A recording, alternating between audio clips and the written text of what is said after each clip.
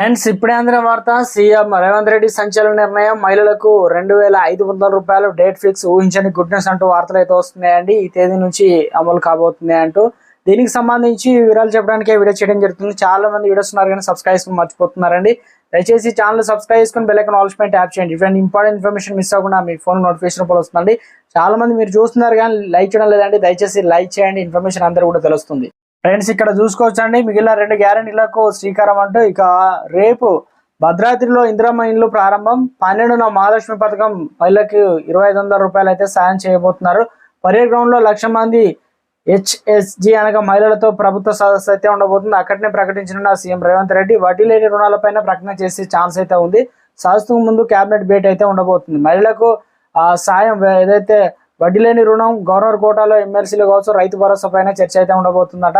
మొత్తానికి ఎన్నికల్లో సమయం ప్రకటించిన 6 గ్యారెంటీలు ఇప్పటికే 4 ప్రారంభించిన కాంగ్రెస్ ప్రభుత్వం మిగిలిన 2 గ్యారెంటీలను అమలుకు చేయడానికి రంగం అయితే సిద్ధమవుతుంది.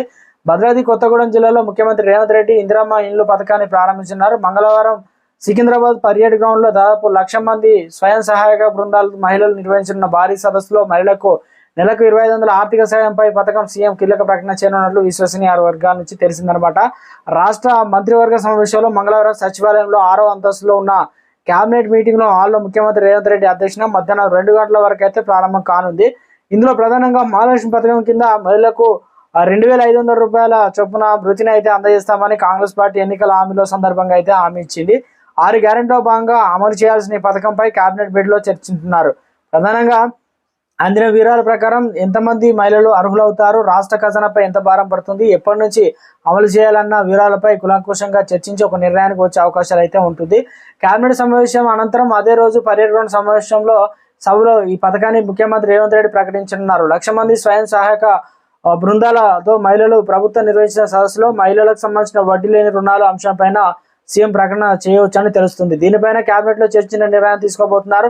కేబినెట్ చర్చకు రానున్న మరో ప్రధాన అంశం ఎమ్మెల్సీ నియామకాలకు సంబంధించి అయితే ఉండబోతుందట. మొత్తానికి తెలంగాణలో ఇప్పుడు 2 పథకాలు అయితే, మొత్తానికి మహిళలకు వడ్డీ లేని రుణాలు, అందరూ కూడా ఆశగా కోటి ఆశలతో ఎదురు చూస్తున్న పథకం అయితే మహాలక్ష్మిలకు సంబంధించి 2,500 రూపాయలు, అంటే నెలకు 2,500 రూపాయలు అయితే ప్రభుత్వం అయితే ఇవ్వబోతుంది.